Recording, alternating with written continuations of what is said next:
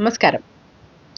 നന്ദഗോവിന്ദം ഭജൻസ്, അൾത്തറ ഭജൻസ്, ഈ പറഞ്ഞ പോലെ സ്ത്രീഭദ്ര ഭജൻസ്, ചിത്താണി, വരാഹി, ഇങ്ങനെ ഒരുപാട് ഭജൻസ് ദിവസവും വൈറലായിക്കൊണ്ടിരിക്കുന്നുണ്ട്. അതിൽ ഏറ്റവും മുന്തി നിൽക്കുന്നത് നന്ദഗോവിന്ദ ഭജൻസ് ആണ്. ഇതിൻ്റെ തുടക്കക്കാരൻ എന്ന് പറയുന്നത് നമ്മുടെ ഒരു ചേട്ടനുണ്ടല്ലോ, ആ ചേട്ടനാണ്, പേര് മറന്നുപോയി. അപ്പം ഇങ്ങനെയൊക്കെയുള്ള ഭജൻസുകാർ ഭജന നടത്തുമ്പം ലക്ഷക്കണക്കിന് ആൾക്കാരാണ് തടിച്ചുകൂടിയത് കേൾക്കാൻ വരുന്നത്. അപ്പം എനിക്കിത് കേട്ടപ്പോൾ ആൾക്കാരിങ്ങനെ തടിച്ചു കൂടുമ്പം വ്യാസൻ പറഞ്ഞ ഒരു വാക്ക് എനിക്കത് സ്ട്രൈക്ക് ചെയ്തു പെട്ടെന്ന്. എന്തുകൊണ്ടാണ് ആൾക്കാർ, അതായത് പണ്ട് നാമം ജപിക്കട എന്ന് പറയുമ്പം ഇന്നലത്തെ പോലെ ഇന്നും അല്ലെങ്കിൽ നാമമൊന്നും ജപിക്കാൻ ഉഴപ്പിപ്പോയ പിള്ളേരെ ഇപ്പം കൈകൊട്ടിയിരുന്ന് മനോഹരി രാധേ രാധേ എന്ന് പാടുന്നുണ്ടെങ്കിൽ അത് ഭഗവാന്റെ കഴിവ് തന്നെയാണ്. അത് ഓരോ സമയത്തും ഏത് രീതിയിൽ ഇത് മനുഷ്യരിലേക്ക് എത്തിക്കണമെന്ന് കൃത്യമായിട്ട് അറിയാവുന്ന ആൾക്കാരാണ് ഈ ഭഗവാന്മാരെന്ന് പറയുന്നത്. അതാണിപ്പോൾ സംഭവിച്ചുകൊണ്ടിരിക്കുന്നത്. അതിനകത്ത് അത്ഭുതമൊന്നും വിചാരിക്കേണ്ട കാര്യമില്ല. അല്ല, അത്ഭുതമാണ് അല്ലേ?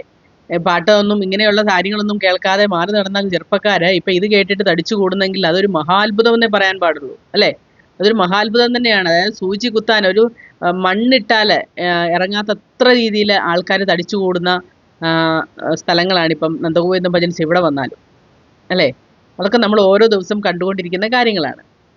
അപ്പോൾ അതിനെയൊക്കെ വർഗീയവൽക്കരിച്ച് ഹിന്ദുക്കൾ ഒരിക്കലും ഒരുമിക്കാൻ പാടില്ല. ഇത് ഹിന്ദുക്കൾ തന്നെയൊന്നുമല്ല കേട്ടോ, ഇതിനൊക്കെ ഇഷ്ടംപോലെ എത്രയോ തട്ടവിട്ട അമ്മമാരും മുസ്ലിംസും ക്രിസ്ത്യൻസും ഒക്കെ ഇത് ആസ്വദിക്കുന്നുണ്ട്.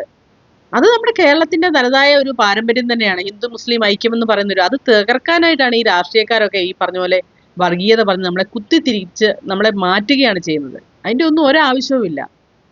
ശരിക്കും പറഞ്ഞാൽ നമ്മൾ ക്രിസ്ത്യൻ ഗാനങ്ങളും മുസ്ലിം ഗാനങ്ങളും ഒക്കെ എത്രയോ ഇഷ്ടപ്പെടുന്ന ഗാനങ്ങളൊക്കെ ഉണ്ട്. നമ്മൾ മൂളിക്കൊണ്ട് നടക്കുന്നതും നമ്മൾ പാടുന്നതും ഒക്കെ ആയിട്ടുള്ള ഗാനങ്ങൾ അല്ലേ? അതൊന്നും നമ്മൾ മറന്നിട്ടാണ് ഇവർ ഈ രാഷ്ട്രീയക്കാർ പറയുന്ന ഈ കുത്തിത്തിരിപ്പിന് പുറകെ നമ്മൾ പോകുന്നത്. അതിൻ്റെ ആവശ്യമൊന്നുമില്ല. ഹിന്ദു ഒരിക്കലും ഐക്യപ്പെടരുതെന്ന് ആഗ്രഹിക്കുന്ന ആൾക്കാരാണ് രാഷ്ട്രീയക്കാർ. കാരണം അവരെ വിഭജിച്ചെങ്കിൽ മാത്രമേ അവർക്ക് നേടാൻ സാധിക്കുകയുള്ളൂ. ഇപ്പം പള്ളിയിലൊരു മെത്രാനോ അല്ലെങ്കിൽ മുസ്ലിം പള്ളിയിലൊരു അവിടുത്തെ ഇതൊക്കെ ആൾക്കാരൊക്കെ പറഞ്ഞാൽ ചിലപ്പോൾ അതിലെ ആൾക്കാർ കേട്ടെന്നിരിക്കും. പക്ഷേ ഒരു അമ്പലത്തിൽ ചെല്ലുന്ന ഒരു തിരുമേനി നാളെ ഇവർക്ക് വോട്ട് ചെയ്യണമെന്ന് പറഞ്ഞാൽ ആരെങ്കിലും കേൾക്കുമോ? ഇല്ല. അപ്പം ഹിന്ദുക്കളെ മാറ്റിമറിക്കാൻ കുറച്ച് എളുപ്പമാണെന്ന് രാഷ്ട്രീയക്കാർക്ക് നന്നായിട്ട് അറിയാം. അപ്പം രാഷ്ട്രീയക്കാരുടെ കുത്തിത്തിരിപ്പാണ് ഇതെന്ന് മാത്രം മനസ്സിലാക്കുക. നമ്മുടെ ഭക്തി ഉള്ളവർ, ഭക്തി ഇല്ലാത്തവർ ഇപ്പോൾ ഭക്തിയിലേക്ക് വരുന്നെങ്കിൽ അത് നല്ലൊരു കാര്യം തന്നെയാണ്. കാരണം അതൊരു ലഹരിയാണ്. മറ്റ് ലഹരികളിൽ നിന്നും മയക്കുമരുന്നും കള്ളും കഞ്ചാവും ഒക്കെ വിട്ടിട്ട് ഈ ലഹരിയിലേക്ക് വരുന്നെങ്കിൽ നമ്മുടെ ചെറുപ്പക്കാർ കുറച്ച് നന്നായിക്കോട്ടെ എന്ന് വിചാരിച്ചാൽ പോരെ അല്ലേ? അപ്പോൾ അതിനുള്ള അവസരം ഉണ്ടാക്കി കൊടുക്കുക എന്ന് മാത്രമേ എനിക്ക് പറയാനുള്ളൂ. ഇഷ്ടപ്പെട്ടെങ്കിൽ ലൈക്കും ഷെയറും സബ്സ്ക്രൈബും ഒക്കെ ചെയ്യുക. ബൈ.